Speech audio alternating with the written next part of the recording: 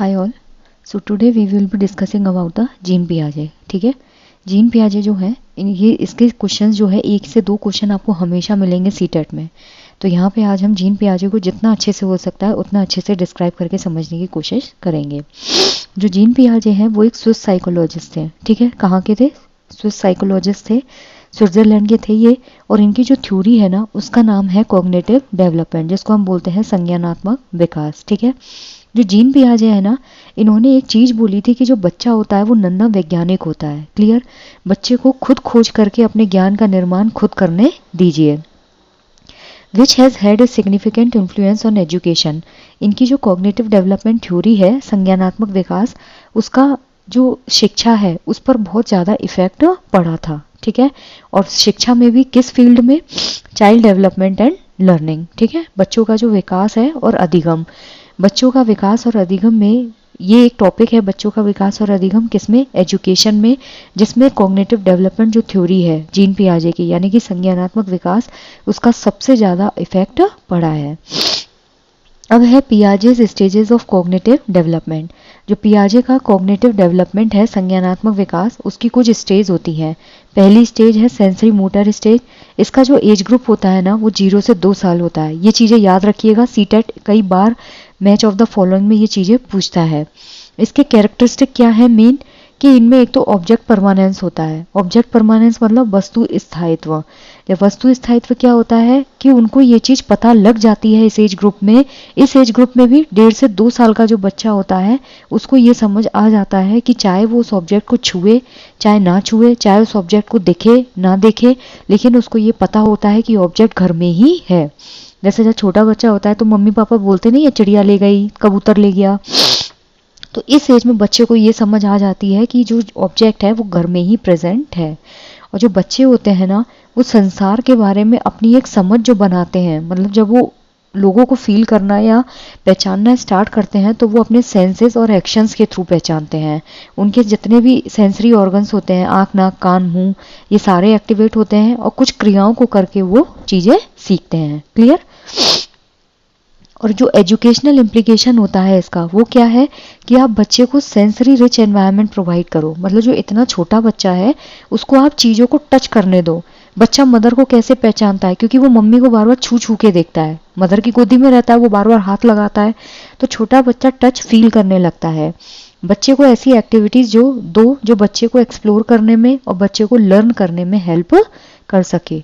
दूसरी स्टेज है pre operational stage. Pre operational stage जो है इसका एज ग्रुप क्या है? 2 से 7 साल का बच्चा। इसमें क्या होता है? बच्चा धीरे धीरे भाषा जो है ना उसको यूज करना सीख जाता है। क्यों? क्योंकि हमने पढ़ा था कि सेंसिटिव पीरियड जो होता है ना क्रिटिकल लैंग्वेज डेवलपमेंट का जो क्रिटिकल एज पीरियड होता है, दिस इज योर 3 to 6, जैसे हम अर्ली चाइल्डहुड बोलते हैं। इसमें बच्चा भाषा को यूज करने लगता है, बच्चा सिंबॉलिकली चीज़ों को सीखने लग जाता है, यानी कि संकेतात्मक चीज़ें जो होती हैं उनको यहाँ पे बच्चा क्लियर तरीके से सीखने लग जाएगा। इनकी जो थिंकिंग होती है ना वो इंट्यूटिव होती है और ईगोसेंट्रिक होती है।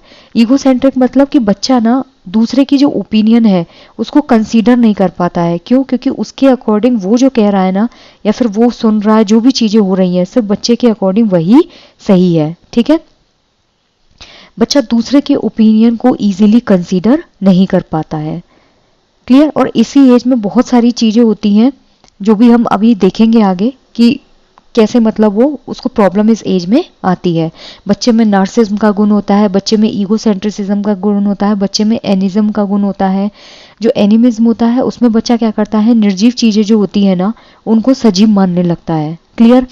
और जो ईगोसेंट्रिसिज्म में बच्चा खुद को सेंटर में रखता है, उसको ऐसा लगता है पूरा संसार सिर्फ उसी के हिसाब से चल रहा है।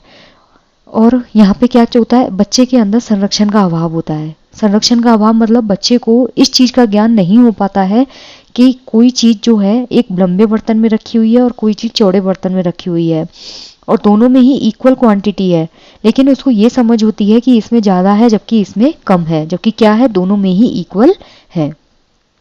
इसका एजुकेशनल इम्प्लीकेशन क्या होता है कि आप बच्चों के लिए विजुअल एड यूज़ करो।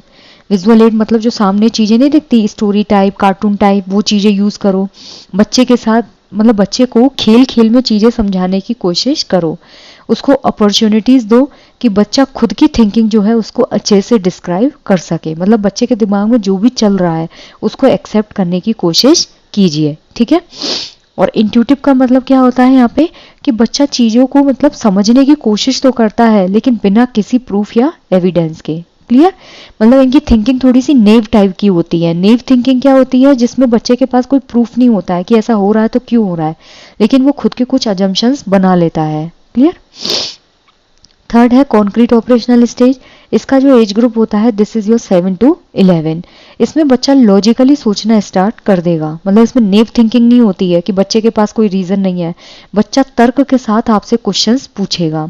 इसमें बच्चा कंजर्वेशन का जो कॉन्सेप्ट है ना उसको समझने लगता है, यानी कि बच्चे के अंदर जो संरक्षण है उसका गुण डेवलप हो जाता है। और संरक्षण का गुण क्या होता है, भले से आप जो वेसल स्ट्रक्चर है, पात्र की जो संरचना है उसको बदल दीजिए, लेकिन जो वॉल्यूम होता है दोनों कंटेनर में वो क्या होता है, इक्वल होता है। Clear. Same despite changes in shape, shape में चेंज होता है लेकिन जो क्वांटिटी होती है वो क्या रहती है, रिमेन्स सेम। इसमें रिवर्सिबिलिटी का गुण आ जाता है, मतलब जो पलटावी चिंतन होता है उसका गुण बच्चे में मूर्त संक्रियात्मक अवस्था में डेवलप हो जाता है। रिवर्सिबिलिटी क्या होती है, मान लीजिए आपने कोई क्ले ली, ठीक है, इस क्ले से आपने क्या किया, बहुत सारे टॉयज बना दिए, तो पूर्व संक्रियात्मक अवस्था में क्या होगा, आपने 6 टॉय बना दीजिए मान लीजिए क्ले से, उसको ये लगेगा कि अब इस क्ले को मतलब ये क्ले वापस रिफॉर्म नहीं हो सकती, क्यों, क्योंकि इससे अब टॉयज बन चुके हैं।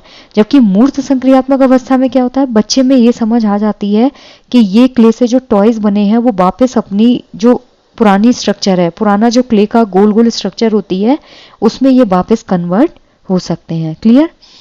एक इन बच्चों में cause and effect relationship develop हो जाता है, अगर कोई चीज हो रही है तो वो क्यों हो रही है और उस चीज के पीछे का रीजन क्या है, ये चीज भी बच्चों में डेवलप होती है। अब इसका एजुकेशनल इम्प्लीकेशन क्या है कि बच्चे को आप मूर्त मटेरियल प्रोवाइड कीजिए, मतलब बच्चे को कॉन्क्रीट चीजें दीजिए जो बच्चा सामने देख सके, ठीक है, और हैंड्स ऑन एक्टिविटीज करवाइए, बच्चे से खुद के हाथों से कुछ एक्टिविटीज को करवाइए जिससे बच्चे के जो कॉन्सेप्ट्स हैं वो बहुत अच्छे से क्लियर हो जाए। कोई भी चीज जब आप खुद करके सीखते हैं ना तो आपको ज्यादा अच्छे से समझ में आता है एज कंपेयर टू कि कोई दूसरा बंदा आपको डेमो दे।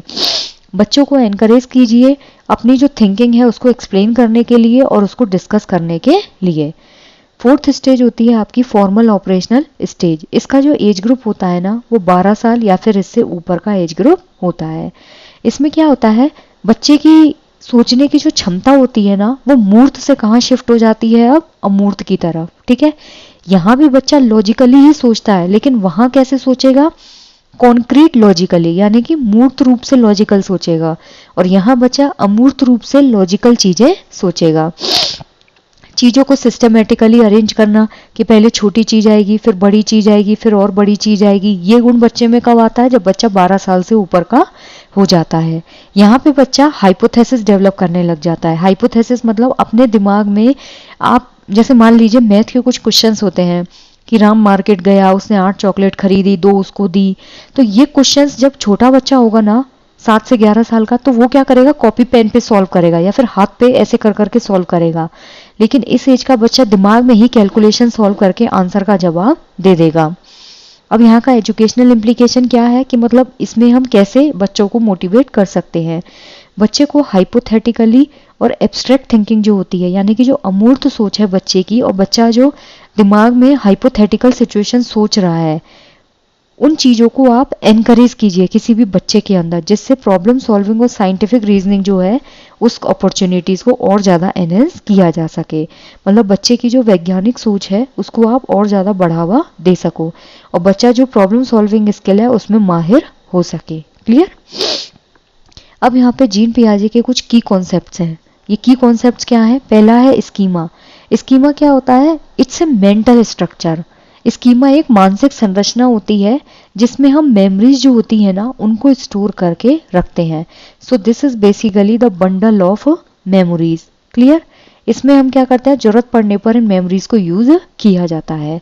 तो स्कीमा में बच्चा क्या करता है, चीजों को ऑर्गेनाइज करता है और इंफॉर्मेशन जो होती है उसको इंटरप्रेट करता है। क्लियर। अब आप इस टाइम सीटेट की तैयारी कर रहे हैं, तो जितने भी चैनल से आप पढ़ रहे हैं या जो भी इंफॉर्मेशन आप गैदर कर रहे हैं, उन सबको आप क्या करेंगे, ब्रेन में स्टोर करके रखेंगे। उन चीज़ों को आप एक अच्छे तरीके से ऑर्गेनाइज करते हैं ब्रेन में, और जो इन्फॉर्मेशन होती है उसको मालूम करते हैं कि क्या चीज़ क्या कन्वे करना चाह रही है। क्लियर है? This is called your schema. फिर होता है यहाँ पे एसिमुलेशन। जो एसिमुलेशन होता है ना, दिस इज कॉल्ड योर आत्मसातीकरण। इसमें क्या होता है, बच्चा न्यू इन्फॉर्मेशन तो कलेक्ट करता है, ठीक है, लेकिन वो जो एग्जिस्टिंग स्कीमा होता है उसी में ही न्यू इन्फॉर्मेशन जो है वो एड अप हो जाती है। आपका जो एग्जिस्टिंग स्कीमा है या फिर प्रीवियस जो नॉलेज है, पूर्व ज्ञान जो है, उसमें कोई भी संशोधन नहीं होता है। बच्चा नई इन्फॉर्मेशन को पुरानी इन्फॉर्मेशन में एज इट इज ऐड कर देता है। क्लियर? जैसे मान लीजिए किसी बच्चे के अकॉर्डिंग सारे जानवर जो ब्लैक कलर के होते हैं वो कौवा होता है, तो बच्चा अपने फादर के साथ जा रहा होता है, तो वो बोलता है कि कौवा, कुत्ते को देख के बोलता है ये कौवा है, तो फादर उसको करेक्ट करते हैं कि नहीं ये कौवा नहीं है, ये कुत्ता है। तो बच्चे ने क्या किया, डिफाइन किया कि नहीं ये चीज कुत्ता होती है, वो कोई कबूतर होता है, कौवा होता है। तो यहाँ पे आप पुराने स्कीमा में ही आपने नया स्कीमा ऐड कर दिया, ठीक है। और जो एकोमोडेशन होता है जिसे हम बोलते हैं समायोजन, ये होता है आपका हिंदी में आत्मसातीकरण, और ये होता है आपका समायोजन। समायोजन में क्या होता है कि बच्चे का जो प्री एग्जिस्टिंग स्कीमा होता है, ठीक है, या फिर बच्चे की जो प्रीवियस नॉलेज होती है ना, उसमें हम नई इंफॉर्मेशन को इनकॉर्पोरेट करते हैं, लेकिन इसमें चेंजेस होते हैं। बच्चे का जो पूर्व ज्ञान है उसमें कुछ चेंज किया जाता है, तभी उसमें बच्चे के नए ज्ञान को जोड़ा जाता है, ठीक है। द प्रोसेस ऑफ चेंजिंग, जहाँ पे चेंज वर्ड आ जाएगा ना, एग्जिस्टिंग स्कीमा, जो एग्जिस्टिंग स्कीमा है, प्रीवियस नॉलेज है, पूर्व ज्ञान है, उसको जब आप चेंज करते हो किस चीज के लिए, नई इंफॉर्मेशन को कलेक्ट करने के लिए, this is called your accommodation. एक होता है आपका इक्विलिब्रियम। इक्विलिब्रियम क्या होता है, संतुलन। जब आप एसिमिलेशन और एकोमोडेशन, आत्मसातीकरण और समायोजन के बीच बैलेंस बना लेते हैं, ठीक है, क्योंकि जब बच्चे की प्रीवियस नॉलेज को आप चेंज करने की कोशिश करते हैं ना, या फिर बच्चे के पूर्व ज्ञान में जरा सा भी चेंज करने की कोशिश करते हैं, तो बच्चे को थोड़ी प्रॉब्लम आती है, ठीक है। अगर आपके मान लीजिए दिमाग में पहले से ही किसी कॉन्सेप्ट को लेके कुछ पूर्व ज्ञान है, अगर मैं उसको चेंज करने की कोशिश करूं या कोई भी चेंज करने की कोशिश करे, तो आपको क्या होती है, दिक्कत होती है। अगर समायोजन बैठ रहा है, संतुलन बैठ रहा है, तो उसे तो हम बोलते हैं इक्विलिब्रियम। और अगर मतलब बैलेंस नहीं हो पाती हैं चीजें, तो उस चीज को बोला जाता है डिस इक्विलिब्रियम। क्लियर?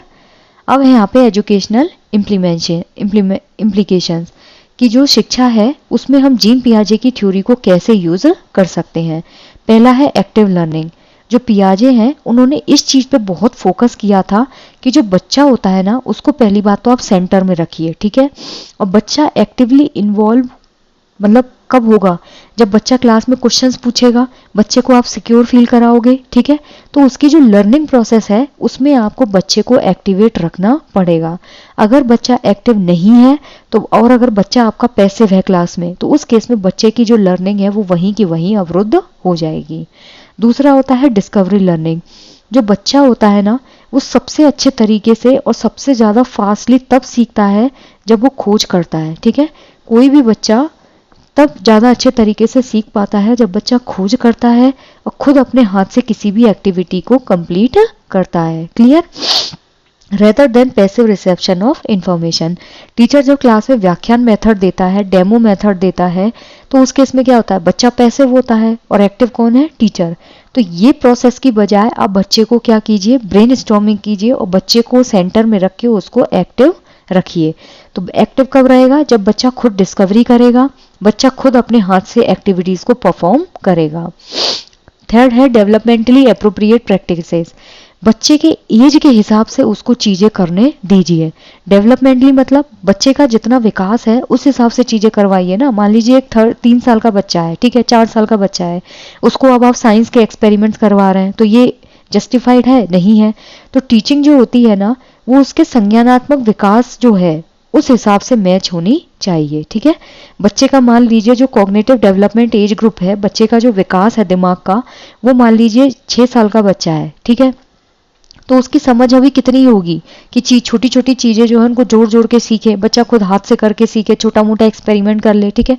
अब ये तो नहीं ना कि आप उसको बोल देंगे कि वो बनाइए, लिटमस पेपर टेस्ट कीजिए, या फिर H2SO4 उसके हाथ में थमा देंगे, ऐसे तो नहीं होगा, क्योंकि बच्चा अभी कॉग्निटिवली डेवलप्ड नहीं है। अब है educational strategies based on Piaget's theory. जो पियाजे की थ्योरी है उस पर कौन कौन सी एजुकेशनल स्ट्रेटेजीज डिपेंड करती हैं। पहला है डिफरेंशिएटेड इंस्ट्रक्शन। डिफरेंशिएटेड इंस्ट्रक्शन जो है वो इंक्लूसिव एजुकेशन का भी एक बहुत इंपॉर्टेंट पार्ट होता है, ठीक है। जिस क्लास में ये आप स्टेप फॉलो करेंगे, बच्चा जो है वो एक्टिवली पार्टिसिपेट करेगा। तो यहाँ पे टेलर टीचिंग स्ट्रेटेजी होती है। टेलर टीचिंग स्ट्रेटेजी क्या होती है? जब आप टेलर के पास जाते हो तो वो एक एक बंदे को अच्छे से एंटरटेन करता है ना। एक बंदे का एक बार में सुनेगा, दूसरे बंदे को दूसरा इंस्ट्रक्शन देगा, तीसरे बंदे को तीसरा इंस्ट्रक्शन देगा। तो यहाँ पे भी टेलर टीचिंग स्ट्रेटेजी होती है, बच्चे की जो विकासात्मक स्टेज है उसको ध्यान में रखते हुए, ठीक है। जैसे जो यंग बच्चे होते हैं, छोटे बच्चे जो होते हैं, उनको आप मूर्त चीजों के थ्रू चीजें समझाइए और हाथ से उनको करने दीजिए, हैंड्स ऑन एक्टिविटीज जब बच्चा खुद करके सीखता है। जबकि जो दूसरे बच्चे होते हैं, मान लीजिए ओल्डर बच्चे जो हैं, उनको आप अमूर्त और जो थियोरेटिकल टास्क होता है उसके थ्रू चीजों को समझाइए, ठीक है। अगर 0 से 7 साल का बच्चा है या फिर 0 से 12 साल का बच्चा है तो वो क्या होगा, मूर्त चीजों के थ्रू समझेगा। और अगर 12 से ऊपर साल का बच्चा है तो वो अमूर्त कॉन्सेप्ट्स के थ्रू चीजें समझ सकता है। This is called your differentiated instruction. दूसरा होता है इंटरेक्टिव लर्निंग। ये चीज पे सबसे ज्यादा फोकस किया था लेव वाइगोत्स्की ने, ठीक है। लेकिन जीन पियाजे ने भी इस चीज को प्रमोट किया था कि बच्चा जितना ज्यादा मतलब इंटरेक्टिव होगा, लोगों के साथ इंटरेक्ट करेगा और पार्टिसिपेट करेगा चीजों में, ठीक है। मान लीजिए क्लास में कोई बच्चा पैसिव फॉर्म में बैठा हुआ है, कुछ पूछता ही नहीं है, उसको कोई मतलब ही नहीं है, तो जो लर्निंग एनवायरनमेंट होगा उसमें बहुत जरूरी है, एक अधिगम का जो वातावरण है उसमें बहुत जरूरी है कि बच्चा जो है वो इंटरेक्टिव हो और पार्टिसिपेट करे। तो जो encourage student to ask questions, explore and engage in discussion. तो हमें बच्चे को क्या है, एनकरेज करना होगा कि बच्चा क्लास में क्वेश्चंस पूछे, चीज़ों को एक्सप्लोर करे और जो डिस्कशंस होते हैं उनमें अपने आप को एंगेज रख सके। फिर है प्रॉब्लम बेस्ड लर्निंग। समस्या आधारित जो अधिगम होता है, इसमें आप ऐसी एक्टिविटीज़ को डिज़ाइन कीजिए या फिर ऐसे प्रोजेक्ट्स बनाइए कि बच्चा जो है वो रियल वर्ल्ड प्रॉब्लम्स जो है उनको सॉल्व कर सके। मतलब बच्चे को आप जो भी समस्या दे रहे हैं ना, वो उसके रियल वर्ल्ड से कनेक्टेड होनी चाहिए। उन चीज़ों को प्रमोट कीजिए जहाँ बच्चा एक्टिवली इंगेज हो, ठीक है। और बच्चे की जो अंडरस्टैंडिंग है ना वो बहुत गहरी होनी चाहिए, डीपर अंडरस्टैंडिंग होनी चाहिए। फिर होता है स्कैफोल्डिंग। ये किसने दिया था? वाइगोत्स्की ने, ठीक है। लेकिन ये टर्म पियाजे ने भी यूज की थी। स्कैफोल्डिंग होती है कि बच्चे को शुरुआती मदद दीजिए, ठीक है। Provide support and guidance. बच्चे को शुरुआती मदद दीजिए जिससे बच्चा नए कंसेप्ट्स को इजीली समझ सके। धीरे धीरे क्या कीजिए, इस मदद को कम कर दीजिए जब आप देख रहे हैं कि बच्चा अब खुद से इंडिपेंडेंट हो चुका है, ठीक है।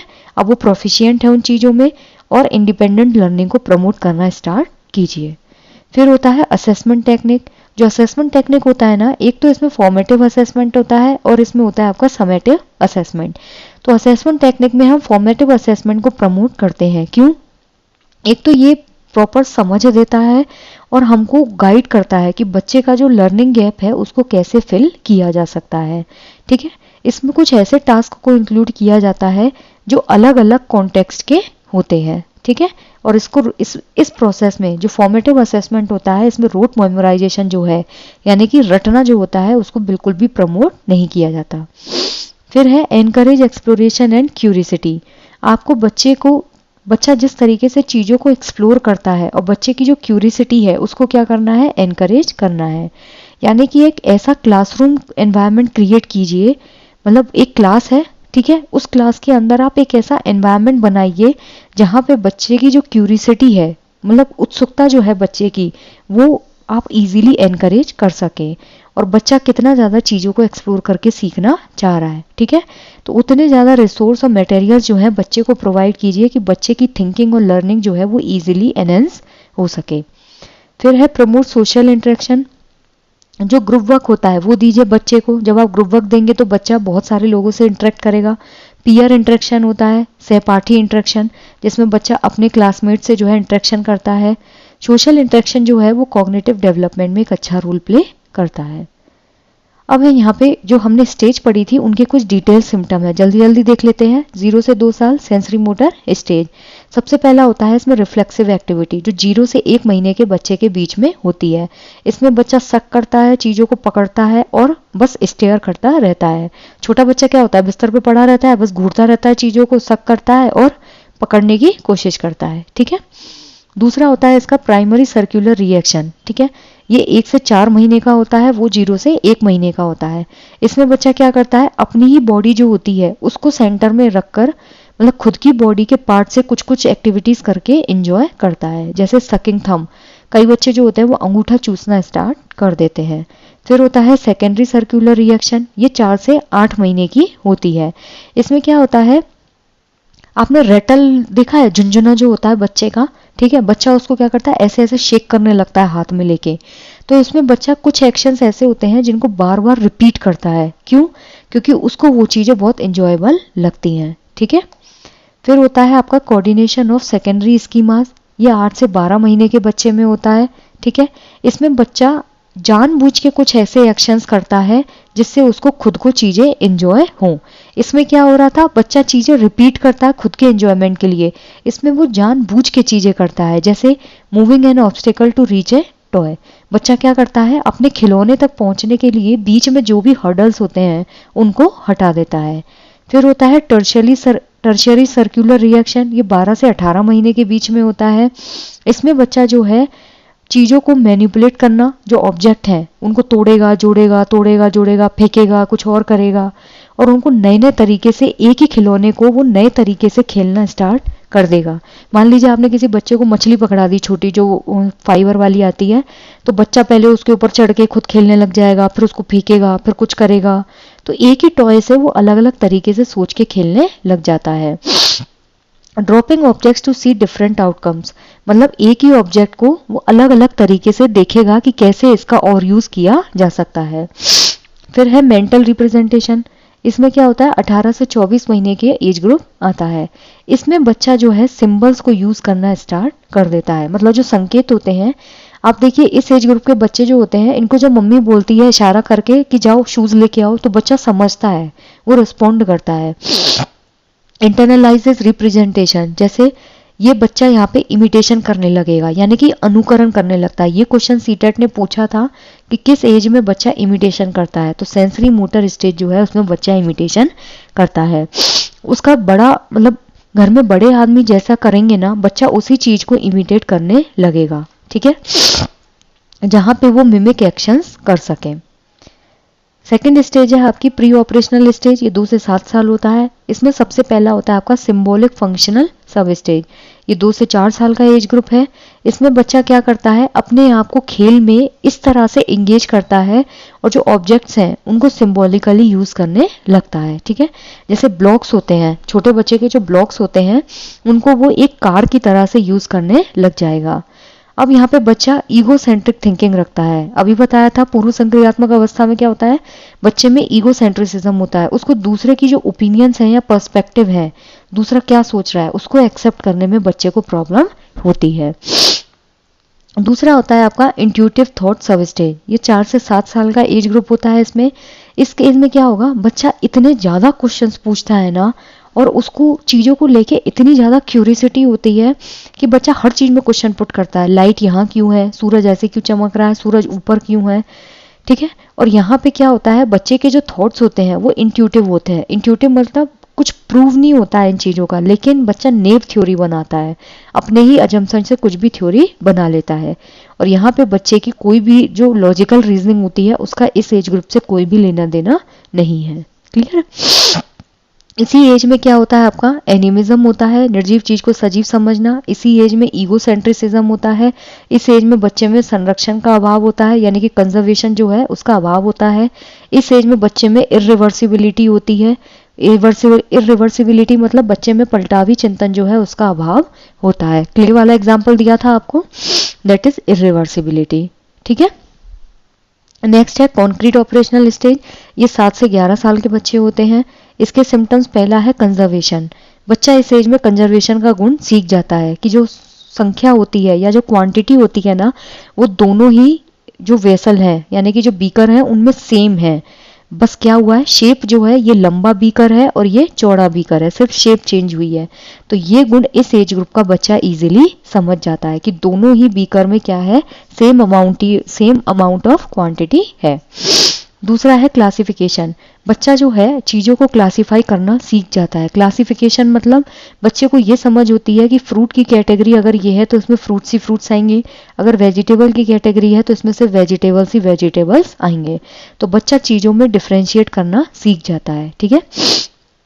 ये क्या करता है, बच्चा ऑब्जेक्ट्स को सॉर्ट करना सीख जाता है, मतलब ऑब्जेक्ट्स को अरेंज करना सीख जाता है कैटेगरीज में जो उनकी प्रॉपर्टीज के ऊपर बेस्ड होता है, जैसे फ्रूट एक साइड, वेजिटेबल्स एक साइड, लिक्विड एक साइड। फिर होता है सीरिएशन। सीरिएशन क्या होता है, बच्चा साइज के अकॉर्डिंग चीज़ों को जमाना सीख जाता है, पहले सबसे छोटा आएगा, फिर बड़ा आएगा, फिर और बड़ा आएगा। This is called your seriation. ये सारी चीज़ें मूर्त संक्रियात्मक अवस्था में होती हैं। इस एज में बच्चे में रिवर्सिबिलिटी का गुण आ जाता है। रिवर्सिबिलिटी का गुण अभी बताया था कि जैसे पिचका हुआ गुब्बारा है, ठीक है, तो पूर्व संक्रियात्मक में तो क्या होगा, बच्चा ये समझेगा कि ये अब खराब हो गया, इसको फेंक दो। लेकिन मूर्त संक्रियात्मक में बच्चे में ये समझ होती है कि अगर गुब्बारा पिचक गया है तो इसमें वापस से एयर भर के उसको फुलाया जा सकता है, ठीक है। सो ऑब्जेक्ट्स कैन बी चेंज, जो ऑब्जेक्ट होते हैं उनको चेंज किया जा सकता है और उनको वापस उनकी ओरिजिनल स्टेट पे लाया जा सकता है। चौथा है आपका फॉर्मल ऑपरेशनल स्टेज। इसमें 12 साल और उससे ऊपर का एज ग्रुप आता है। इसके सिम्टम्स है, पहला एब्स्ट्रैक्ट थिंकिंग। एब्स्ट्रैक्ट थिंकिंग में क्या होता है, बच्चा अमूर्त जो कॉन्सेप्ट्स हैं उनको समझने लगता है और जो अमूर्त आइडियाज हैं उनको बच्चा दिमाग में चीज़ों को सॉल्व करने लगता है, ठीक है। जैसे जो एल्जेब्रिक कॉन्सेप्ट्स होते हैं किसके, मैथ के, उनको ये बच्चा दिमाग में सॉल्व करके सॉल्यूशन निकाल लेगा। एक होता है हाइपोथेटिकल डिडक्टिव रीजनिंग। ये सीटेट ने पूछा था कि कौन सा एज ग्रुप है जिसमें बच्चे के अंदर हाइपोथेटिकल डिडक्टिव रीजनिंग डेवलप हो जाती है। तो ये कौन सा होता है आपका फॉर्मल ऑपरेशनल स्टेज, 12 साल से ऊपर। इसमें बच्चा क्या करता है, सिस्टमेटिकली और हाइपोथेटिकली चीज़ों को अरेंज करना सीखता है। कैसे, जब हम साइंस का एक्सपेरिमेंट करते हैं तो बोर्ड पे सामने कोई चीज़ लिखी थोड़ी रहती है कि आपको कौन सा टेस्ट कब करना है, इसके बाद क्या करना है, नहीं ना। हम अपनी चीज़ों को दिमाग में स्टोर करके रखते हैं और हाइपोथेटिकली चीज़ों को परफॉर्म करते जाते हैं। और चीज़ें सिस्टमेटिक रहती हैं कि पहले टेस्ट ट्यूब लेनी है, टेस्ट ट्यूब के अंदर सॉल्यूशंस डालने हैं, फिर ये चीज़ डालनी है, क्लियर। एक होता है मेटाकॉग्निशन। मेटाकॉग्निशन में क्या होता है कि बच्चा खुद की जो थिंकिंग प्रोसेस होती है ना उसको दोबारा से रीथिंक करता है और खुद की ही विकास जो है उसको धीरे धीरे दिमाग में चीज़ें सोचने लग जाता है। अब है एजुकेशनल इम्प्लीकेशन, ठीक है, कि हर स्टेज के लिए कैसे कैसे हम एजुकेशनली उसको इम्प्लाई कर सकते हैं। जो सेंसरी मोटर स्टेज होती है ना, इसमें आप क्या कीजिए, फिजिकल इंटरेक्शन को अलाउ कीजिए, ठीक है। बच्चा चीज़ों को टच करके और बच्चा एक्शंस के थ्रू चीज़ों को ज़्यादा अच्छे से सीखता है, ठीक है। जितना ज़्यादा वो एनवायरनमेंट में इंटरेक्ट करेगा फिजिकली जितना ज़्यादा इंटरेक्शन रखेगा उतना ज़्यादा जल्दी चीज़ों को सीखेगा। इसमें सिंफ्लेक्स रिफ्लेक्स एक्शन होते हैं और उसके बाद वो कॉम्प्लेक्स सेंसरी मोटर पैटर्न तक जाता है, ठीक है, सिंपल से कॉम्प्लेक्स। सिंप्लेक्स रिफ्लेक्स एक्शन क्या होता है, ग्रेस्पिंग होती है, सकिंग होती है, फिर धीरे धीरे वो एक्शंस के थ्रू चीज़ों को समझने लगता है। तो बच्चे को क्या कीजिए, डिफरेंट डिफरेंट टेक्सचर दीजिए, डिफरेंट डिफरेंट साउंड सुनाइए, उसको कलर्स दीजिए, जिससे बच्चा अपने सेंसेस को एक्टिवेट करके चीज़ों को समझ सके। कॉज एंड इफेक्ट टॉयज जो होते हैं, जैसे पुश पुल टॉयज होता है, कुछ टॉयज ऐसे होते हैं ना जिसमें चाबी भर देते हैं, तो धक्का मुक्की वाले जो होते हैं, तो उसमें क्या होता है, बच्चा चीज़ों के कारण और उसके इफेक्ट को समझने लगता है। फिर होता है इंटरेक्टिव प्ले, इसमें पीकअबू गेम खेलते हैं। पीकअबू गेम क्या होता है, जिसमें पेरेंट जो है या कोई भी जो है वो मुंह पे हाथ रख के आवाज़ निकालता है और बच्चा उस चीज़ को फिर हाथ हटाता है, तो दैट इज, ये जो पीकअबू गेम होता है ना, ये ऑब्जेक्ट परमानेंस के लिए होता है। कैसे कि जब आप ये गेम खेलते हैं, इसको आप नेट पे भी सर्च कर सकते हैं, इसमें हाथ लगा लिया जाता है चेहरे पे, फिर आवाज़ निकाली जाती है, फिर हाथ हटाया जाता है, तो बच्चा चीज़ों को पहचानने लगता है। ऑब्जेक्ट परमानेंस मतलब चाहे वो ऑब्जेक्ट बच्चा टच करे ना करे, छुए ना छुए, लेकिन उसको ये आइडिया रहता है कि ऑब्जेक्ट घर में ही प्रेजेंट है। प्री ऑपरेशनल स्टेज में क्या होता है, इसमें बच्चा लैंग्वेज यूज करता है और बच्चे की थिंकिंग कैसी हो जाती है, सिंबॉलिक, ठीक है। तो बच्चा जो है अपनी ही जो सोच है उसको धीरे धीरे ईगोसेंट्रिक तरीके से सोचने लगता है। इसमें क्या यूज करते हैं हम, इसमें बच्चे को आप खेलों में इन्वॉल्व कीजिए, जो प्ले होते हैं उसमें इन्वॉल्व कीजिए, कुछ ऐसे ऑब्जेक्ट्स बनाइए जिससे बच्चा धीरे धीरे उन चीज़ों को क्रिएटिव तरीके से करना सीख जाए। जैसे जो एक तिली होती है, यानी कि जो स्टिक होती है वो एक तलवार में कन्वर्ट हो जाती है। एक होता है इंट्यूटिव थॉट सब स्टेज, इसमें नई थिंकिंग होती है बच्चे की, ठीक है। बच्चे से बहुत सारे क्वेश्चंस पूछना स्टार्ट कर देगा, ठीक है। और चीज़ों को जो है लॉजिकल रीजनिंग के थ्रू, मतलब बच्चे का कोई लॉजिक नहीं होता है इस एज में, बस वो क्वेश्चंस अपने आप बना के पूछने लग जाता है। बच्चा एनिमिज्म को शो करेगा, तो इसमें हम क्या कर सकते हैं, बच्चे को रोल प्ले करवाओ, ठीक है। जैसे रोल प्ले होता है, उसको महाराजा बना दिया, किसी को प्रजा बना दिया, तो ये रोल प्ले जो होता है एक बच्चे को स्टोरी टेलिंग में इन्वॉल्व कीजिए, क्योंकि बच्चा कैसा सोचता है, यहाँ पे सिंबॉलिक थिंकिंग होती है। तो जब सिंबलाइज थिंकिंग है तो बच्चे को रोल प्ले करवाइए और स्टोरी टेलिंग करवाइए। विजुअल एड्स यूज़ कीजिए, जैसे डायग्राम है, पिक्चर्स हैं या फिर फिजिकल ऑब्जेक्ट्स हैं, जिससे बच्चा नए कॉन्सेप्ट को ईजिली समझ सके। पजल्स जो है वो बच्चे को सॉल्व करने दीजिए, और जो प्री लॉजिकल रीजनिंग स्किल्स हैं उनको डेवलप करने की कोशिश कीजिए। फिर होता है कॉन्क्रीट ऑपरेशनल 7 से 11। इसमें बच्चा कॉन्क्रीट ऑब्जेक्ट जो हैं उन चीज़ों को लेके अपनी लॉजिकल थिंकिंग डेवलप करता है। इसमें कंजर्वेशन, क्लासिफिकेशन, सीरिएशन, ये चीज़ याद रखिएगा, बहुत इंपॉर्टेंट है कि मूर्त संक्रियात्मक अवस्था में कौन से गुण डेवलप होते हैं, कंजर्वेशन, क्लासिफिकेशन और सीरिएशन। इसके सिम्टम्स क्या है, कंजर्वेशन अभी आपको बताया था, ठीक है, लिक्विड का अमाउंट सेम रहेगा, शेप चेंज हो जाएगी। क्लासिफिकेशन बताया था कि ऑब्जेक्ट को उनके कैरेक्टरिस्टिक्स पे बेसिस के अलग करना, जैसे कलर क्या है, साइज क्या है, तो हम अरेंज करते हैं ना चीज़ों को। सीरिएशन होता है जहाँ पे आप सिक्वेंशली अरेंज कर रहे हो, यानी कि स्मॉलेस्ट टू लार्जेस्ट। रिवर्सिबिलिटी होती है जहाँ बच्चा ऑब्जेक्ट्स में जो चेंज होते हैं उनको वापस ओरिजिनल स्टेट में आने के कॉन्सेप्ट को समझ सकता है। जैसे क्ले जो है उसको मोल्ड भी किया जा सकता है, वापस रिमोल्ड हो जाती है, दिस इज कॉल्ड रिवर्सिबिलिटी। ये मूर्त संक्रियात्मक अवस्था के मेन फीचर्स हैं और ये सीटेट ने बहुत बार पूछा है, ठीक है। अब है इसको कैसे आप यूज करोगे एजुकेशनली, तो इसमें क्या करना है, आपको बच्चे को ब्लॉक्स देने हैं, साइंटिफिक टूल्स देने हैं, जिससे बच्चा धीरे धीरे अपनी एब्स्ट्रैक्ट थिंकिंग जो है उसकी तरफ मूव करना स्टार्ट करें। बच्चे को पजल सॉल्व करवाइए, लॉजिकल रीजनिंग और क्लासिफिकेशन करवाइए, ठीक है। धीरे धीरे बच्चे की कॉग्निटिव स्किल को डेवलप कीजिए और उसका जो सोशल एनवायरनमेंट है उसको इम्प्रूव करने की कोशिश कीजिए। फिर है फॉर्मल ऑपरेशनल स्टेज, ये 12 से ऊपर का होता है। इसमें बच्चा अमूर्त तरीके से लॉजिकली और सिस्टमेटिकली सोचने लग जाता है। ये लाइन याद रखिएगा, सीटेट ने 2 से 3 बार पूछा है कि किस एज ग्रुप में बच्चे के अंदर हाइपोथेटिकल डिडक्टिव रीजनिंग जो है वो डेवलप होती है और बच्चा अमूर्त कॉन्सेप्ट धीरे धीरे समझने लगता है। एब्स्ट्रैक्ट थिंकिंग आपको कई बार बताई है कि जहाँ पे अमूर्त आइडिया या कॉन्सेप्ट होते हैं, जैसे जस्टिस और फ्रीडम, अब ये सामने दिख रहा है आपको नहीं, आप अपने दिमाग में क्रिएट करेंगे। ज्योमेट्रिकल क्वेश्चंस होते हैं। हाइपोथेटिकल डिडक्टिव क्या होता है, इसमें बच्चा हाइपोथेसिस और सिस्टमेटिकली चीज़ों को टेस्ट करना सीख जाता है, जैसे हम साइंस के जो एक्सपेरिमेंट हैं उनको करते हैं। मेटाकॉग्निशन क्या होता है, इसमें खुद की जो थिंकिंग प्रोसेस होती है उसको लर्निंग के लिए और प्रॉब्लम सॉल्विंग के लिए यूज किया जाता है, ठीक है। खुद की थिंकिंग को ही बच्चा किस में यूज करेगा, प्रॉब्लम सॉल्विंग में और स्ट्रेटेजीज को डेवलप करने में।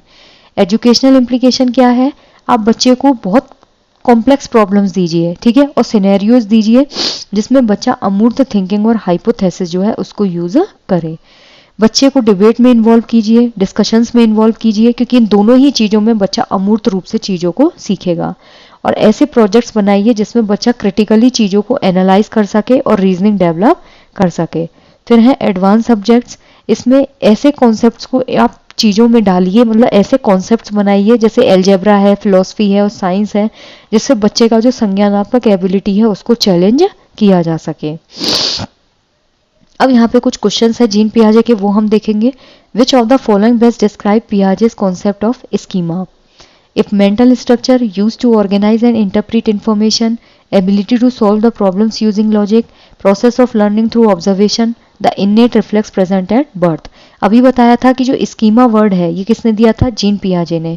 This is called your bundle of memories. एक मेंटल स्ट्रक्चर होती है जिसमें चीज़ों को आप ऑर्गेनाइज करते हैं और जो इन्फॉर्मेशन होती है उसको इंटरप्रेट करते हैं। तो यहाँ जो ऑप्शन करेक्ट होगा this is option number 1।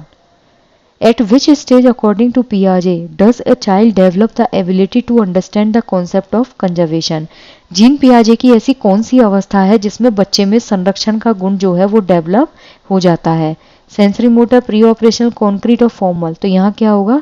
Concrete operational जो होती है 7 से 11, उसमें बच्चे में संरक्षण का गुण विकसित हो जाता है। During which stage of Piaget's cognitive development do children begin to think logically about concrete events but still struggle with abstract concept?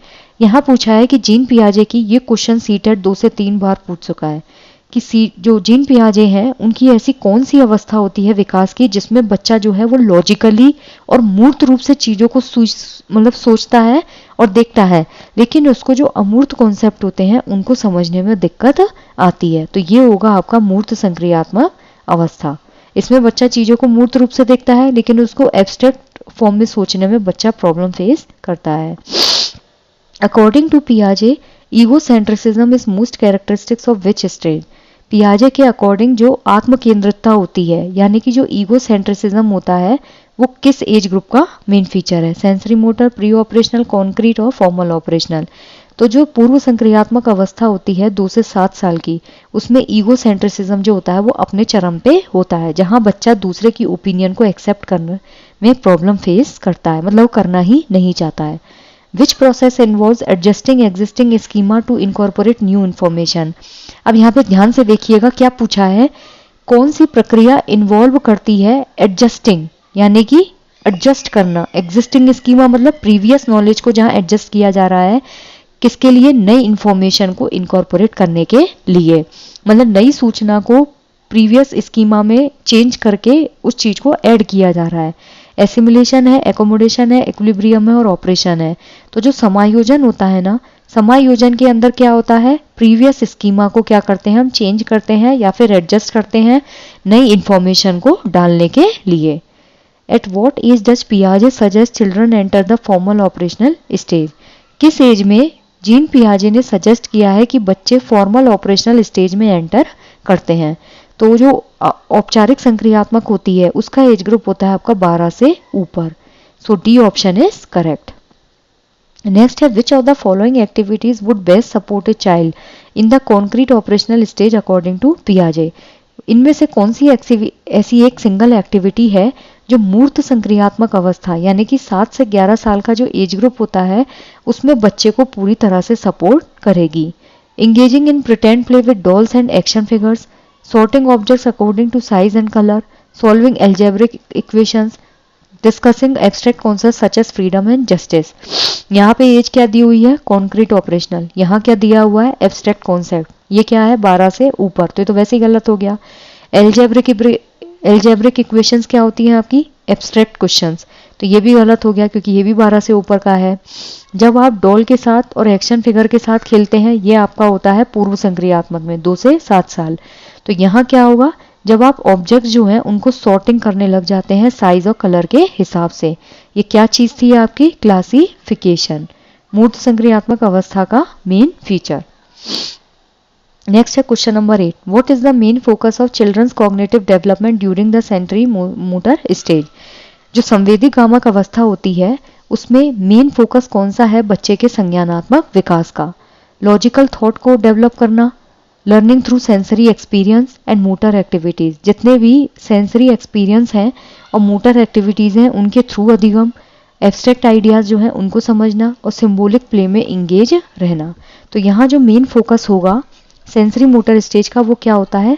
जहां आप सेंसरी एक्सपीरियंसेस के थ्रू और मोटर एक्टिविटीज के थ्रू चीजों को लर्न करते हैं। So the option B is correct.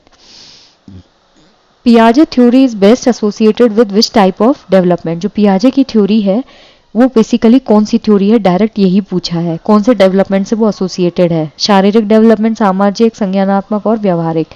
तो जो संज्ञानात्मक विकास है नाम ही इनका यही है, cognitive development theory of Jean पियाजे। Which of the following best illustrates Piaget's concept of egocentrism in the pre-operational stage? जो पूर्व संक्रियात्मक अवस्था है उसमें जो ईगोसेंट्रिसिज्म है उसको क्या सबसे अच्छे तरीके से इल्यूस्ट्रेट यहाँ किया गया है पियाजे के कॉन्सेप्ट में?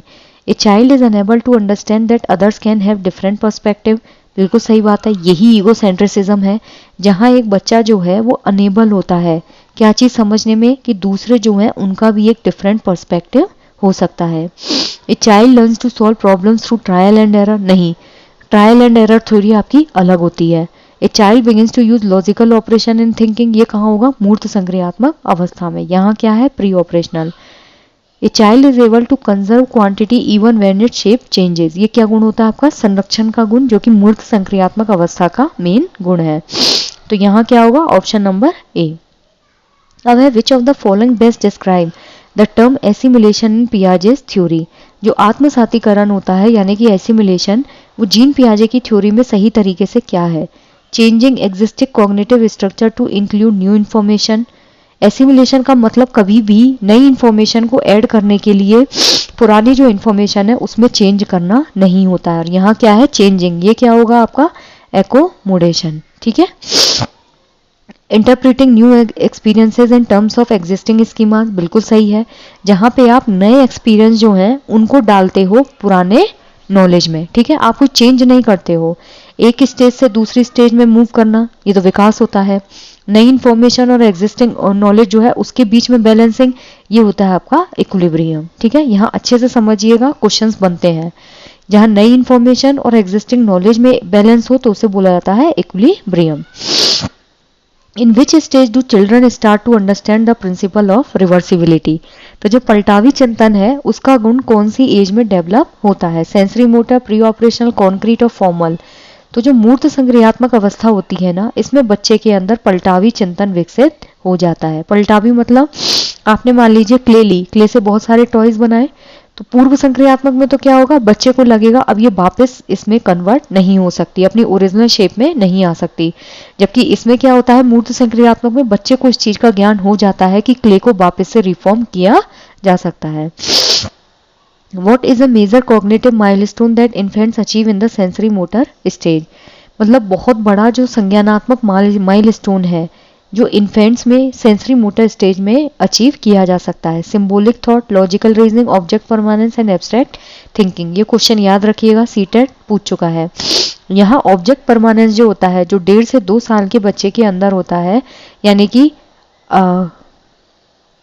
कितने साल का बच्चा हुआ, 18 से 24 महीने का जो बच्चा होता है, यहाँ पे बच्चे के अंदर ये चीज अच्छे से डेवलप हो जाती है। Which Piagetian concept explains why young children cannot understand that the same amount of liquid in different shaped containers remains constant, मतलब पियाजे का ऐसा कौन सा कॉन्सेप्ट है जो ये चीज एक्सप्लेन करता है कि जो यंग बच्चे होते हैं ना, वो ये चीज नहीं समझ सकते कि लिक्विड का जो सेम अमाउंट है वो अलग अलग शेप के कंटेनर्स में भी सेम ही रहता है। ईगोसेंट्रिसिज्म नहीं, ईगोसेंट्रिसिज्म होता है जहां बच्चा खुद को सेंटर में रखता है और वो दूसरे की ओपिनियंस को कंसीडर नहीं करता। जो कंजर्वेशन का गुण होता है ना, इसी में ही क्या होता है, बच्चे के अंदर ये चीज का ज्ञान नहीं होता कि ये अगर लंबा है तो इसमें भी सेम क्वांटिटी है, ये चौड़ा है तो इसमें भी सेम क्वांटिटी है, सिर्फ शेप जो है वो चेंज हुई है। सीरिएशन मतलब बच्चा छोटा बड़ा बड़ा इस तरीके से आकार के अकॉर्डिंग चीजों को अरेंज करना सीख जाता है। क्लासिफिकेशन मतलब साइज और कलर जो है उसके हिसाब से बच्चा जो चीजों को अरेंज करता है, दिस इज कॉल्ड क्लासिफिकेशन, मतलब प्रॉपर्टीज के अकॉर्डिंग जब बच्चा चीजों को अरेंज करता है। पियाजे के according the ability to think about hypothetical situation, बच्चा हाइपोथेटिकल सिचुएशन के बारे में सोच रहा है। जैसे अगर मैं आपसे बोलूं कि अगर आप समाज के लिए कुछ अच्छा करना चाहते हैं तो क्या करेंगे, तो ये एक हाइपोथेटिकल सिचुएशन है। बच्चा जहाँ एब्स्ट्रैक्ट कॉन्सेप्ट सोचता है, अमूर्त विचार, और typically develops during which stage, तो ये कौन सी स्टेज में डेवलप होते हैं, sensory motor, pre operational, concrete और फॉर्मल ऑपरेशनल। तो यहाँ फॉर्मल ऑपरेशनल जो एज ग्रुप होता है यानी कि 12 साल से ऊपर का, जिसमें बच्चा क्या करता है, चीजों को इस तरीके से सोचता है कि जो चीजें उसको नहीं दिखती हैं, यानी कि अमूर्त तरीके से सोचना चालू कर देगा। विच type of play is most characteristic of children in the pre operational stage, pre operational मतलब 2 से 7 साल, पूर्व संक्रियात्मक अवस्था में बच्चों को कौन से टाइप का गेम जो है खिलाया जाना चाहिए, rule based game, solitary play, pretend play और कोऑपरेटिव प्ले। तो प्रिटेंड प्ले जो होता है जहां पे ये चीज प्रिटेंड की जाती है कि आपको कुछ नहीं पता लेकिन बच्चा जो है वो सब कुछ जानता है, clear. During which stage do children begin to understand cause and effect relationship through direct manipulation of object, किस एज के दौरान बच्चे जो है ये कॉन्सेप्ट समझना स्टार्ट कर देते हैं कि कारण और उसका इफेक्ट क्या है, डायरेक्ट मैनिपुलेशन जो होता है ऑब्जेक्ट्स का उसके थ्रू। तो जो कॉन्क्रीट ऑपरेशनल स्टेज होती है ना, इसमें बच्चा क्या करता है, टॉयज को बार बार फेंकता है और ये जानने की कोशिश करता है कि इसका कारण जो है वो क्या है, कि ये बार बार टूट के अलग अलग तरीके से उसको असेंबल करेगा और इसका क्या प्रभाव पड़ता है। Which of the following is not a characteristic of the formal operational stage? Abstract thinking, hypothetical deductive reasoning, egocentric and systematic problem solving. तो जो egocentric होती है ना, वो 2 से 7 साल के बच्चे की होती है। A child in the pre-operational stage 2 से 7 of cognitive development is most likely to exhibit which of the following behavior? मतलब जो पूर्व संक्रियात्मक अवस्था है एक बच्चे की, उसका जो संज्ञानात्मक विकास है वो क्या चीज फॉलो, मतलब क्या चीज शो करेगा। Understanding the concept of conservation नहीं, ये 7 से 11 में होता है। Thinking symbolically and engaging in pretend play, ये बिल्कुल सही है, जहाँ पे बच्चे को आप प्रिटेंड प्ले मतलब जानबूझ के अनजान बनने वाले गेम्स, और जहाँ बच्चा सिम्बॉलिकली चीज़ों को सोचने लगता है। लॉजिकल एनालिसिस 7 से 11 में होता है। सिस्टमेटिक एक्सपेरिमेंटेशन ये 12 से ऊपर एज ग्रुप में होता है।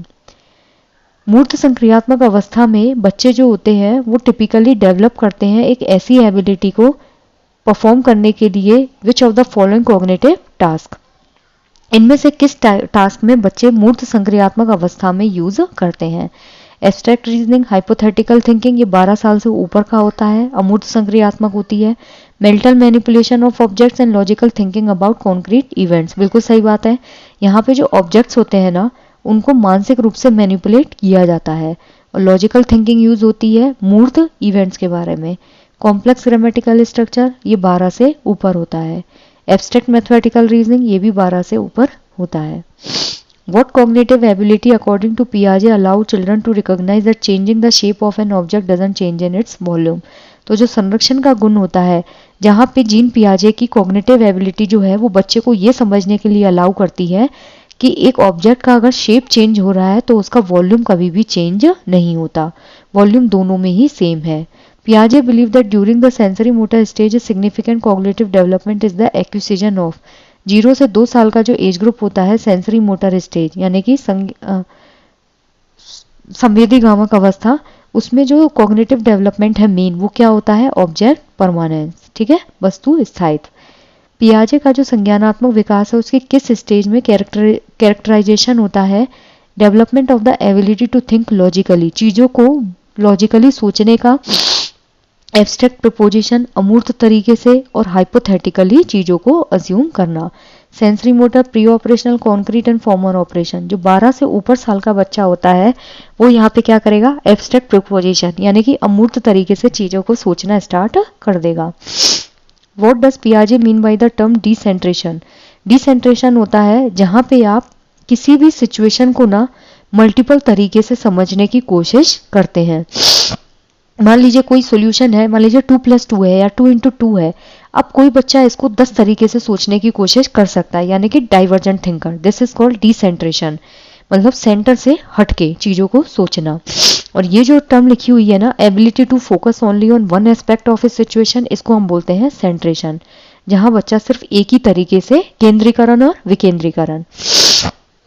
Which of the following best describe the educational approach that align with पियाजे थ्योरी? इनमें से कौन सा अच्छे तरीके से डिस्क्राइब करता है एजुकेशनल अप्रोच को जो पियाजे की थ्योरी से अलाइन होती है? Teacher centred instruction with A focus on memorisation नहीं, पहली बात तो इसमें मेमोराइजेशन नहीं होता और ये टीचर सेंटर्ड नहीं होती। स्टूडेंट सेंटर्ड बिल्कुल सही बात है। हैंड्स ऑन एक्टिविटीज बिल्कुल सही बात है। एंड डिस्कवरी मतलब बच्चा खुद के हाथ से करके और खोज करके चीजों को सीखता है। रिजिड करिकुलम नहीं। Emphasis on rote learning and repetition, rote memorization can never be the part of Jean Piaget's theory. Which of the following is a characteristic of children in the sensory motor stage? Abstract reasoning ये 12 से ऊपर होता है। Logical thinking about concrete events 7 से 12 होता है। Exploration through senses and motor actions बिल्कुल सही बात है, जहां पे बच्चा चीजों को सेंसेस यानी कि टच के थ्रू और मोटर एक्शंस के थ्रू करना सीखता है, यानी कि 0 से 2 साल का बच्चा, ये 12 से ऊपर होता है। Hypothetical deductive reasoning. What is an example of a child demonstrating egocentricism in the pre-operational stage? जो पूर्व संक्रियात्मक अवस्था है उसमें जो ईगोसेंट्रिसिज्म है उसको मतलब उसका डेमोन्स्ट्रेशन के लिए क्या चीज ज्यादा सही है। Understanding that others can have different feelings, ये तो बच्चा समझ ही नहीं पाता ना कि दूसरे की भी फीलिंग्स होती है। Believing that everyone sees the world as they do, बिल्कुल सही बात है। ईगोसेंट्रिसिज्म में बच्चे सोचने लगते हैं कि हम जैसे संसार को देख रहे हैं ना दूसरा भी संसार को बिल्कुल वैसे ही देखे। Solving problems by using logical operations, ये 7 से 11 में होता है आपका। और वॉल्यूम जो है वो सेम रहेगा डिस्पाइट शेप चेंजेस, ये क्या होता है आपका संरक्षण, ठीक है, conservation property. Which task would be difficult for a child in the pre operational stage according to पियाजे, कौन सा टास्क जो है वो एक बच्चे के लिए बहुत ज़्यादा डिफिकल्ट होगा पूर्व संक्रियात्मक अवस्था में पियाजे के according. Playing make believe games, ठीक है, मतलब बच्चे को ये चीज बिलीव दिलवा के गेम खिलवाना। Solving a conservation of liquid problem, sorting objects by colour, understanding the concept of time. एज कौन सी दी हुई है, प्री ऑपरेशनल, यानी कि 2 से 7 साल के बच्चे में कौन सा टास्क है जो सबसे ज्यादा डिफिकल्ट होगा पियाजे के अकॉर्डिंग। बच्चे को जो लिक्विड प्रॉब्लम होती है उसमें कंजर्वेशन जो है उसको सॉल्व करना, क्योंकि इस एज में बच्चे में संरक्षण का अभाव होता है तो आप बच्चे को ये चीज नहीं समझा सकते कि चाहे शेप चेंज हो जाए वॉल्यूम सेम रहता है। नेक्स्ट है in Piaget's concrete operational stage what type of reasoning do children start to develop. 7 से 11 साल का जो बच्चा है मूर्त संक्रियात्मक अवस्था उसमें कौन सी रीजनिंग जो है वो बच्चा डेवलप करना स्टार्ट कर देता है। Logical reasoning about concrete events, मतलब बच्चा मूर्त जो इवेंट्स है उनके बारे में लॉजिकली सोचना स्टार्ट कर देगा। विच of the following concept is developed during the concrete operational stage, तो यहाँ पे कंजर्वेशन जो होता है वो मूर्त संक्रियात्मक अवस्था के दौरान बच्चे में डेवलप होता है। ऑब्जेक्ट परमानेंस 0 से 2 साल होता है। हाइपोथेटिकल थिंकिंग 12 से ऊपर होती है। डिफर्ड इमिटेशन 0 से 2 साल के बच्चे में होता है। Which of the following would be an appropriate educational activity for children in the formal operational stage? कौन सी एजुकेशनल एक्टिविटी जो है वो फॉर्मल ऑपरेशनल अपूर्व संक्रियात्मक औपचारिक संक्रियात्मक अवस्था के बच्चों के लिए सही रहेगी। सेंसरी टेबल्स के साथ खेलना वो तो 0 से 2 साल के बच्चों के लिए है, जहाँ सेंसेस यूज होंगे वहाँ बच्चा बहुत छोटा है। इंगेजिंग इन प्रिटेंड प्ले ये 2 से 7 साल के बच्चे के लिए होता है। कंडक्टिंग साइंटिफिक एक्सपेरिमेंट्स बिल्कुल सही बात है, आप औपचारिक संक्रियात्मक अवस्था में बच्चे को साइंटिफिक जो एक्सपेरिमेंट्स हैं उनके अंदर इन्वॉल्व कीजिए।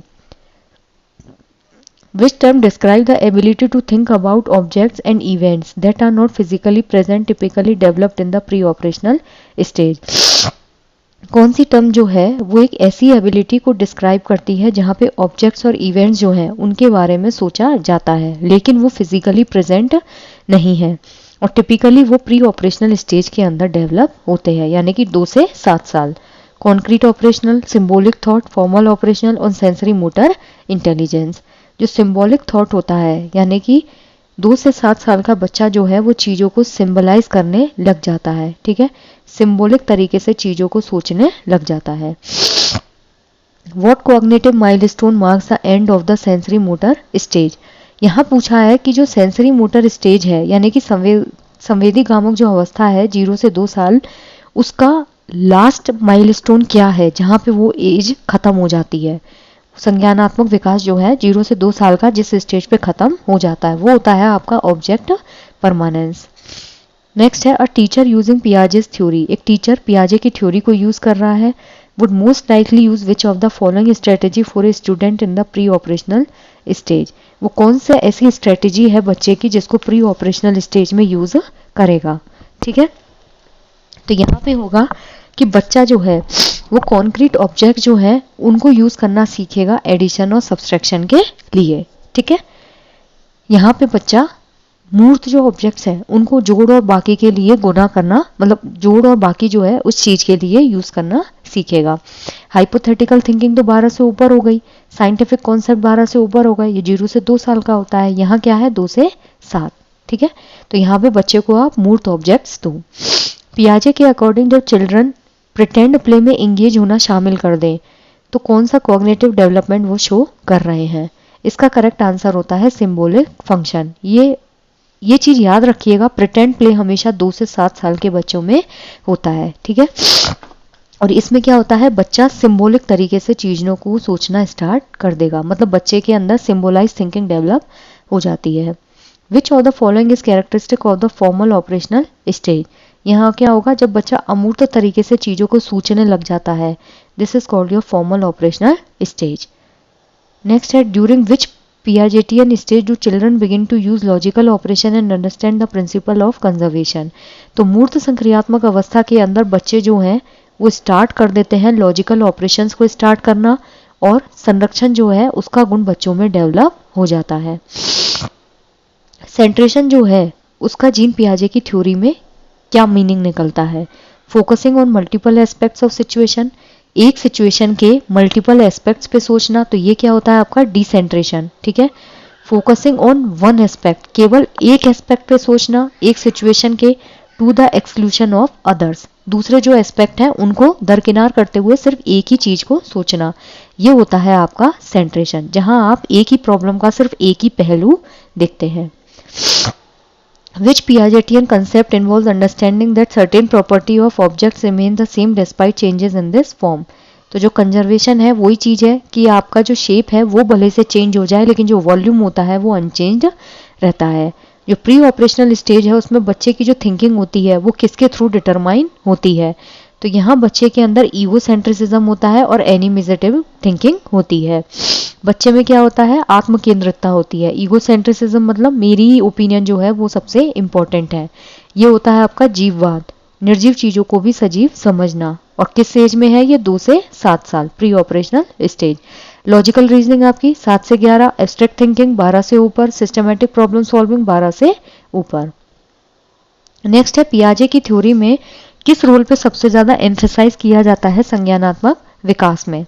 जहां पर आप जो एनवायरनमेंट है उसके मैनिपुलेशन में और एक्टिवली चीजों को एक्सप्लोर करने में हेल्प करते हैं। मतलब बच्चे को अपने ज्ञान का निर्माण आप खुद करने दीजिए। भाषा अर्जन जो है ये किसने दिया था आपका, Noam Chomsky. Social interaction Lev Vygotsky. Physical maturation विकास की एक अवस्था होती है। लेकिन जहां बच्चा एक्टिवली होकर चीजों को एक्सप्लोर कर रहा है और एनवायरनमेंट में मैनिपुलेशन कर रहा है, this is called Piaget's theory. ठीक है, इसी के थ्रू बच्चे के अंदर संज्ञानात्मक विकास होता है। Which activity would best support the development of concrete operational thinking. जहां पे बच्चा मैथ की प्रॉब्लम्स को मैनिपुलेशंस के थ्रू सॉल्व करना सीख जाता है। यह आपका कॉन्क्रीट ऑपरेशनल यानी कि 7 से 11 साल के एज ग्रुप के अंदर बच्चे का विकास होता है। बच्चा मैथमेटिकल प्रॉब्लम्स को मैनिपुलेशंस के थ्रू सॉल्व करना सीखता है। अब यहाँ पे कुछ की कॉन्सेप्ट्स हैं। एसिमिलेशन और एकोमोडेशन क्या है, एसिमिलेशन मतलब नई इंफॉर्मेशन को पुराने स्कीमा में सिर्फ ऐड करना, जबकि एकोमोडेशन में क्या होता है, नए इंफॉर्मेशन को पुराने स्कीमा में एडजस्ट करना यानी कि चेंज करना। ईगोसेंट्रिसिज्म क्या होता है, प्री ऑपरेशनल स्टेज का ये फीचर है जहां बच्चा दूसरे की जो थिंकिंग है या दूसरे की जो सोच है उसको कंसीडर कर ही नहीं पाता है। कंजर्वेशन क्या होता है, quantity remains same despite the shape in changes. ठीक है, चाहे शेप चेंज हो जाए क्वांटिटी सेम रहती है। और ये किसका मेन फीचर होता है, कॉन्क्रीट ऑपरेशनल स्टेज। ये चीजें याद रखिएगा। Object permanence, objects continue to exist even when they can not be seen, heard और टच्ड। जो ऑब्जेक्ट होता है वो घर में ही है, चाहे आप उसको देख पाओ, सुन पाओ या टच ना कर पाओ। ये होता है सेंसरी मोटर स्टेज का एक मेन गुण। जो एब्स्ट्रैक्ट थिंकिंग होती है ना, ये ऑब्जेक्ट्स और प्रिंसिपल्स जो है उनको अमूर्त तरीके से सोचना होता है, जहां चीजें आपको मूर्त रूप से नहीं दिखती हैं। जैसे अगर आपको कोई भी इफ या वट लगा के दे दिया जाए तो आप उस चीज को दिमाग में सॉल्व करते हैं। सेंट्रेशन होता है जहां पे आप केवल एक ही एस्पेक्ट से एक प्रॉब्लम को देखते हैं, मतलब किसी भी सिचुएशन का आप सिर्फ एक पहलू देखते हैं, दूसरे उसके मल्टीपल पहलू पे आप जाते ही नहीं हैं। इसी की एक फॉर्म होती है डिसेंट्रेशन। डिसेंट्रेशन में क्या होता है, हम एक ही प्रॉब्लम को 50 तरीके से सॉल्व करने की कोशिश करते हैं। ठीक है, यहाँ वन सैलिएंट एस्पेक्ट होता है एक सिचुएशन का, दूसरे को हम क्या करते हैं, नेग्लेक्ट करते हैं। जबकि डिसेंट्रेशन में हम मल्टीपल सैलिएंट एस्पेक्ट देखते हैं and involve all the aspects. ठीक है, तो ये जो सेंट्रेशन का गुण होता है ना, ये प्री ऑपरेशनल स्टेज का मेन गुण होता है, जबकि जो डिसेंट्रेशन है वो मूर्त संक्रियात्मक अवस्था का गुण होता है। आई जस्ट होप गाइस कि आपको जीन पियाजे बहुत अच्छे से समझ में आया हो। अगर यहाँ पे किसी भी चीज को लेके आपको डाउट हो तो आप कमेंट सेक्शन में पूछ सकते हैं। Thank you.